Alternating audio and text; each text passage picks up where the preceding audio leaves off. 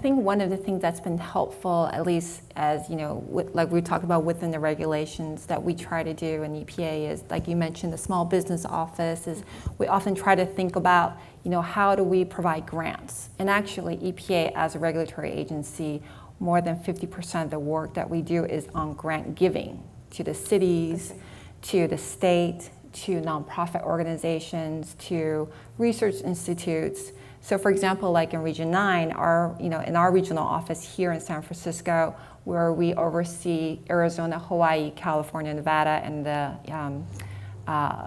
US territories like Guam, more than between 50... Did you say Hawaii? I did say Hawaii. Okay. Between 50 to 70% of what we do actually is grant giving. And I think, and some of that are infrastructure grants where it goes out to directly to the public. And sometimes I feel like that information doesn't get out, but this is an example, I think, of that type of a result where the consumer, gets that benefit, but it's through the circuitous route, right, from the government. And so I think that's something that we do try to think about and be helpful about. And so, where it can work, where we can try to provide funding, we try to do that. I think that's a really great point. And I don't know how many of you are really familiar with how our agency works and how we actually do the work that we do. But we set the guidelines, we set the regulations, and then we provide funding to others to actually do the work. So there's often a disconnect between what is actually happening in certain people's communities and what is EPA going to do about it. And we actually are not in your backyard the way that many people think that we are. It's really yours. Was that a real laugh, or was that more of a smirky kind of? Yeah, okay.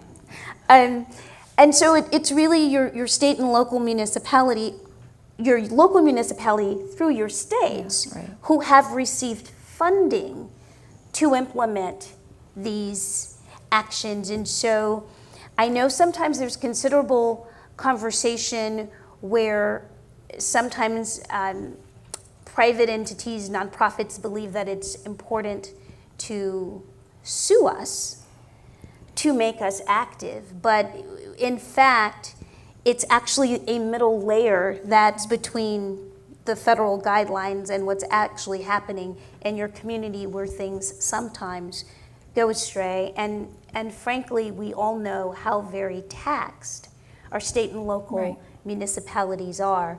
The administrator has 7 priorities since she's been the administrator of EPA. We're actually just talking about one of them, expanding the environmental conversation.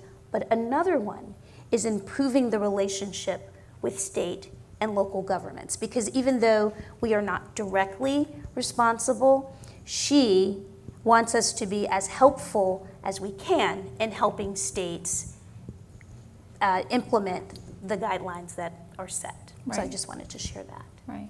And just one last point on that. I think one of the reasons it's set up that way is because I don't think EPA thinks we know everything about every city in town. That's right. I mean, EPA as an agency is not that big, and there aren't that many EPA folks out there. But we really rely on the state and the city for their kind of in-house information, on-the-ground knowledge. And so that's really, I feel like, where we often sometimes try to get the information from the states and kind of work with them like, okay, here's the general framework, but what is it that you guys can do, and what meets your needs, what works in your backyard, and that doesn't work in someone's backyard in Nevada, for example. So I think that's part of the reason, and increasing that communication, I think, will help move along a lot of the progress.